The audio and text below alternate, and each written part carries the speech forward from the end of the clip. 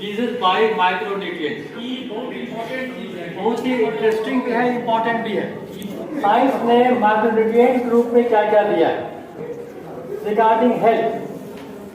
Science ने medicine दिया, medicine के साथ साथ अक्यूप्रेशर हुआ, अक्यूपंक्चर हुआ, एलोपैथिक हुआ, होम्योपैथ हुआ, बहुत सारी चीज़ें हुई। अब जो देखा जा रहा है और कोरोना पीरियड ने साबित कर दिया है कि दवा से, पैसे से, दौलत से आप दवा खरीद सकते हैं, दौलत से सेहत नहीं खरीद सकते हैं। सेहत के लिए वही कुछ करना पड़ेगा जो हमारे पूर्वजों ने किया, पहले के लोगों ने किया। अब उस पर वर्क हुआ। ये जो मेडिसिन हैं, ऑफ कोर्स ये वरदान है, इन्होंने ह्यूमन का बीइंग को बहुत हेल्प किया है आज भी। मगर आप देखिएगा इस बीच में कहीं न कहीं कोरोना पीरियड ने साबित किया इम्यूनिटी, कैसे इम्यूनिटी डेवलप कर, दवाएं फ्लॉप करनी चली गई। और सबसे इम्पोर्टेंट ये है कि जो भी दवाएं हैं उनका कहीं न कहीं साइड इफेक्ट है। तो फिर लोग बैक टू द पेबल हो रहे हैं कि वो लोग कैसे ठीक होते थे। सब लोगों को पता है कि हुंजा कबीला है, वो 90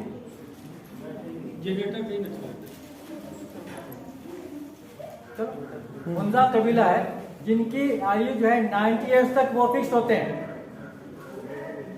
90 ईयर्स तक विदाउट इन डिजीज, कमर उनकी सीधी रहती है। तो उस पर वर्क हुआ, बाकायदा लोगों ने वर्क किया और सोचा कि क्या क्या वजह है। तो पता चला जो हमारे पूर्वज महर्षि वाल्मीकि का नाम सुने होंगे, वो 138 साल जीवित रहे। महर्षि चरक के गुरु 138 साल में कभी वो बीमार नहीं पड़े। उनकी किताब है, 18 साल उन्होंने एजुकेशन प्राप्त की, 120 साल जो है किताब लिखी। किताब का नाम है अष्टम हृदय, जिन्होंने हमको दी थी वो नहीं पढ़े, थैंक गॉड वो हमने पढ़ी। वो साइंस उस पर आ रहा है कि कैसे हम नेचुरल वे में उसको ये कर सकें। और उसमें आपका आ जाता है माइक्रो न्यूट्रिएंट्स। अब माइक्रो न्यूट्रिएंट्स क्या है? हम लोग जो खाते पीते हैं, डाइट लेते हैं, वो दो पार्ट के हैं। एक है माइक्रो न्यूट्रिएंट्स जिसमें कार्बोहाइड्रेट है 50-60% होना चाहिए। नेक्स्ट उसमें आपको प्रोटीन है 30% होना चाहिए। उसके बाद 20% फैट होना चाहिए। ये माइक्रो न्यूट्रिएंट्स है। उसके अलावा बाद में उसके बाद आते हैं माइक्रो न्यूट्रिएंट्स, वो बहुत केसेस में यूज होते हैं और उनकी बहुत इम्पैक्ट है।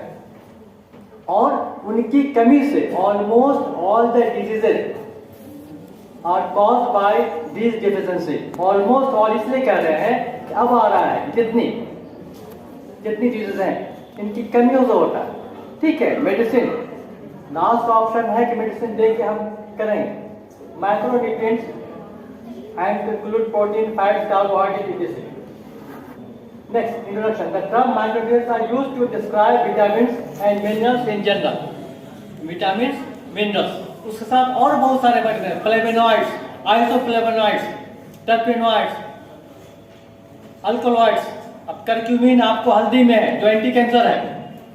लहसुन में आपको एलिसिन है, वो भी एंटी कैंसर है, बूस्टिंग मतलब आपका इम्यूनिटी बूस्टर है। ये सारे की सारी चीजें हैं। तो लेवल माइक्रो जो बहुत। अब ये देखिए विटामिन हैं, फॉलिक एसिड है, विटामिन है, मिनरल्स है, कॉपर, ये सारी चीजें कहाँ से आनी है? मिट्टी से आनी है। और 25 सालों से अभी पता चल रहा है, 25 सालों से पता लगा लो कि हम लोग मिट्टी में सिर्फ यूरिया और डीएपी डाल रहे हैं। बाकी वो कहीं पैदा 25 माइक्रोन्यूट्रिएंट्स, कहीं 22 है, कहीं 40 है, इन सबों की कमी होती चली आ रही है। और सोनू जी, शंकर जी ने कहा बका दिया था फुकियामे का था ना, कि वो किस तरह से इस तरह से नेचुरल वे में बायो ऑर्गेनिक, बायो फर्टिलाइजर कि उसमें सारे माइक्रोन्यूट्रिएंट्स हमको मिल जाए। वो जो पूर्वज थे उनको सारे के सारे माइक्रोन्यूट्रिएंट्स मिल जाते थे, जिससे वो सेहतमंद होते थे, बीमारियां नहीं होती थी। अब देखिए next, minerals, vitamin, omega fatty acids, amino acid etc. किताब का रेफरेंस भी है, never to be sick again. जो 42 साल में बीमार पड़े और 12 साल बीमार रहे उसे का, और बाद में आखिर लिखा है नाम 78 years old, I have forgotten what is disease. बहुत इंपॉर्टेंट किताब never to be sick again. Next इसके बाद डिटेल्स है। अब वो विटामिन पाए जाते हैं। देखिए अब सिंपल देखिए कि these are the simple things. इसके अलावा बहुत सारी चीजें हैं, फ्लेवोनॉइड्स, अल्कलॉइड्स है। अब ये देखिए विटामिन ए कहते हैं ना कि नाइट ब्लाइंडनेस होता है, सब ये सब पुरानी चीजें हो गई। This is the best immunity booster, it is the best detoxifier. आजकल होता है डिटॉक्स करना, डिटॉक्सिफायर। और स्किन का खुरदरापन, ड्राइनेस ऑफ स्किन। अब कहते हैं सारे लोग कहते हैं मेकअप करते हैं glowing of skin. Glowing skin is responsible by the vitamin A, vitamin B, B complex, B1, B2, B6। आप देखे होंगे कि पहले अभी भी शादियों में अब उपकरण लगाने का कंसेप्ट है। वो सब क्या है, जौ डालते हैं। That the best source of vitamin B, vitamin B12। अब सिंपल से एक एलिमेंट है कोबाल्ट, ट्रेस एलिमेंट। वो कोबाल्ट अगर मिट्टी में नहीं है तो क्या होगा, कोबाल्ट नहीं है तो साइनोकोबालामाइन नहीं बनेगा। साइनोकोबाल नहीं बनेगा तो क्या होगा, नर्वस डिजीज नहीं हो रहा है सर, यही डेमेंशिया, इवन सिकल एनीमिया, जो क्रॉस टाइप एनीमिया जिसमें ब्लड का फॉर्मेशन ही नहीं हो पाता, वो B12। विटामिन सी, ये आपका क्या हुआ, स्कॉर्बिक एसिड। अभी देखिए 1000 मिलीग्राम विटामिन सी का कोरोना पीरियड में दिया जाने लगा। क्यों, ये भी आपकी इम्यूनिटी बूस्टर है, एंटी कैंसर है, एंटी एजिंग है, and glow of skin.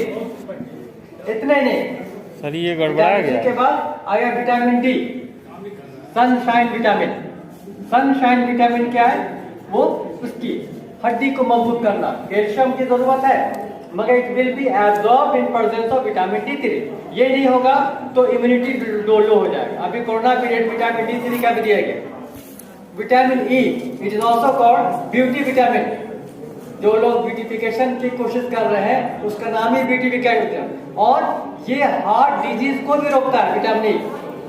Anti fertility भी है, इसे कमी से फर्टिलिटी खत्म हो जाती है, हार्ट डिजीज की शुरुआत हो जाती है ये। और उसके लिए हार्ट डिजीज का दवा खा रहे हैं, that is lack of vitamin E. उसके बाद मिनरल्स आ जाएंगे। कैल्शियम, हम लोग जानते हैं कैल्शियम की कमी से हड्डी कमजोर होती है, ऑस्टियोपोरोसिस, मगर जॉइंट पेन का तो कॉमन चीज है। कैल्शियम, पोटाशियम जो ब्रेन के लिए मस्ट है, इसकी कमी से साइकोलॉजिकल डिजीजेस। अभी देखिएगा यंगस्टर में से प्रॉब्लम हो रहा है, हम धरती का बोझ है, हमसे कुछ नहीं हो सकता है, हमको ऊपर वाला क्यों रखे हुआ है। लेडीज में, लड़कियों में ज्यादा होता है, that is lack of potassium. इसकी कमी से सब जानते हैं कि सोडियम कम करेंगे बीपी डाउन हो जाएगा, ये बहुत कम पता है कि पोटासियम की कमी से बीपी हाई होता है। और मिनिमम रेशियो के फैक्टर कहलाता है सोडियम पोटासियम सोडियम रेशियो, ये होना चाहिए 5। हम लोग कितना है पता है, 0.5, यानी 10 टाइम पोटासियम कम है। तो साइकोलॉजिकल डिजीज, नींद की कमी और बहुत सारी प्रॉब्लम, हार्ट एलिमेंट्स, सब इससे पोटासियम कमी से हो रहे हैं। उसके बाद आपका आयरन की कमी का एक सिंपल जानते हैं कि ब्लड का है। इवन थायराइड की प्रॉब्लम सब घरों में लगभग हो रही है। एक मेन कॉज वही है आयरन का। एक जगह लिखा था कि एक मतलब कौन सी कंट्री है जहां एनीमिक पेशेंट सबसे कम होते हैं। हमको लगा भाई अमेरिका होगा, यूरोप होगा, जापान होगा। I was surprised, it was south Africa. तो कहा था because they use iron utensil, वहां एनीमिक पेशेंट सबसे कम होते हैं, थायराइड के पेशेंट सबसे कम होते हैं।